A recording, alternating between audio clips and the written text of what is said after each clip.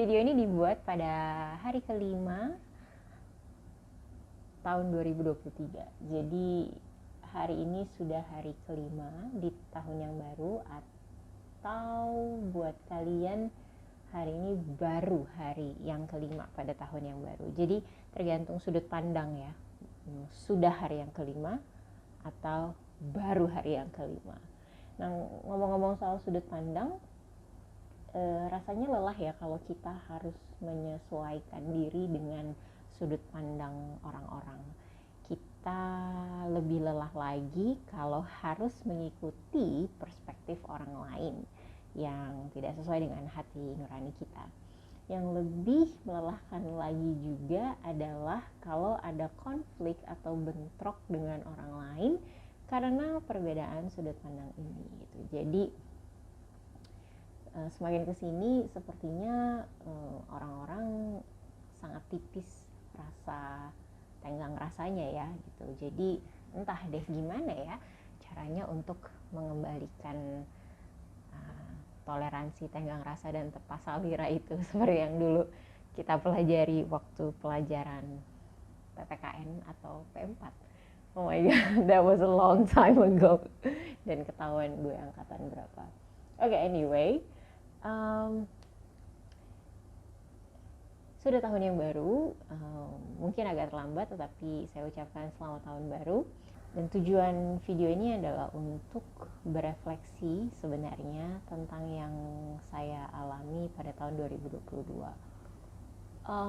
Video ini dibuat secara spontan, jadi saya minta maaf kalau ada topik jumping di sana sini, karena that's the way my brain works. Oleh karena itu saya memang lebih nyaman untuk berbagi melalui tulisan. Ya,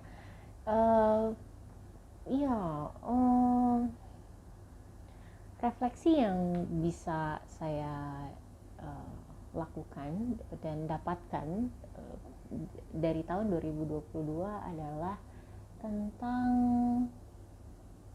masih tentang merelakan, masih tentang menerima, dan masih tentang menyesuaikan gitu.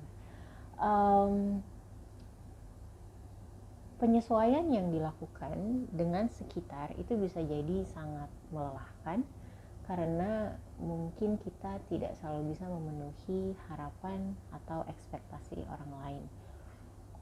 Selain penyesuaian juga saya melihat penerimaan atas diri kita sendiri begitu penting agar rasa damai itu boleh ada dalam hati kita.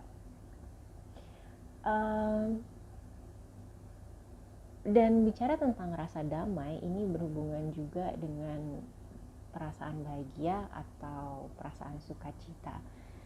Saya jadi berpikir kenapa pada momen-momen tertentu saya merasa tidak bahagia, sukacita itu tidak ada, dan saya melihat bahwa ada satu faktor, yaitu ketidakpuasan yang ternyata saya pupuk. Maksudnya begini, kita sering mendengar orang yang lebih senior atau lebih tua berkata kepada kita seperti ini, jangan cepat puas. Kalimat itu saya sadari pada tahun lalu ternyata membuat saya merasa harus berkompetisi. Mungkin saya nggak perlu merasa seperti itu ya, namun saya merasa saya harus berkompetisi, apapun itu, kompetisi terkait intelijensi, kompetisi terkait kemahiran saya di bidang sesuatu, dan lain-lainnya. Dan saya jadi ngos-ngosan, saya jadi berkejaran dengan sesuatu yang mungkin saya nggak lihat, dan hanya muncul di kepala saya saja mungkin.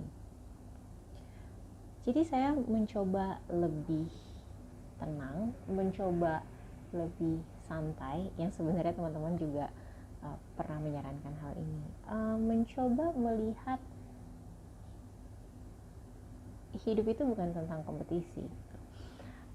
Ini mungkin bawaan juga sih ya, dari dulu tentang saya yang tidak mau kalah dengan yang lain. Tapi apa arti kalah dan menang itu? kalah dan menang ada, cuma apakah saya bisa menyelami makna kehidupan itu sih akhirnya saya melihat bahwa apa yang saya dapatkan mungkin tidak maksimal seperti yang saya harapkan, tapi itu yang bisa dicapai pada titik itu, pada waktu itu.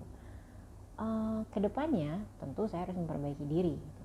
Tapi nggak perlu ngoyo seperti mau berkompetisi. Saya mencoba memberikan diri saya rentang waktu tertentu, menjalani fase-fase yang membuat saya meningkat, yang tidak perlu drastis gitu. Kalau kita lihat grafik mungkin langsung naik gitu, tapi bisa saja nih melandai, datar dulu lalu lama-lama naik. Iya, dan taking my time is very important ya. Jadi itu yang saya refleksikan pada tahun 2022 yang saya harap bisa saya terapkan juga pada tahun yang baru ini. Ya, oke. Ya,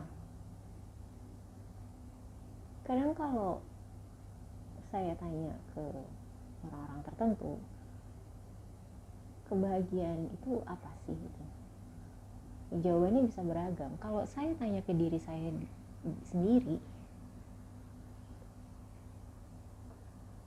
kebahagiaan itu tidak bisa didefinisikan ya, tapi saya hanya bisa memberikan contohnya itu. Orang tua baik, orang tua pengertian, saya memiliki karir, saya bisa berfokus pada bidang tertentu dan menjalaninya, saya punya inner circle yang terbuka akan saya gitu dan menerima saya padanya. Itu contoh-contohnya. Tapi apa definisi kebahagiaan itu? I don't know. Mungkin kalau ada yang tahu bisa tulis di kolom komentar ya. Cek di kamus arti bahagia dan kebahagiaan. Tapi apa artinya buat diri sendiri? Apa artinya buat kalian? Iya. Oke, untuk tahun 2023 bisa dikatakan saya tidak punya resolusi yang muluk-muluk ya. Saya akan melanjutkan apa yang saya sudah lakukan tahun 2022, hal-hal baik tentunya. Dan kemarin lihat Instagram juga untuk Aries ada hal-hal yang yang menarik muncul. Jadi dan tidak ada salahnya untuk melakukan baik mulai di pikiran, perkataan dan perbuatan untuk hal-hal yang baik itu. Dan satu hal lagi yang menjadi refleksi adalah selalu katakan hal-hal baik, selalu pikirkan hal-hal baik tentang diri kita dan sekitar kita. Entah apapun itu, hal itu akan terwujud. Jadi ya, semoga tahun ini kita semua bisa, I don't know, masing-masing punya jalannya. Well, wish you the best. Terima kasih sudah menonton. Sampai jumpa di video selanjutnya.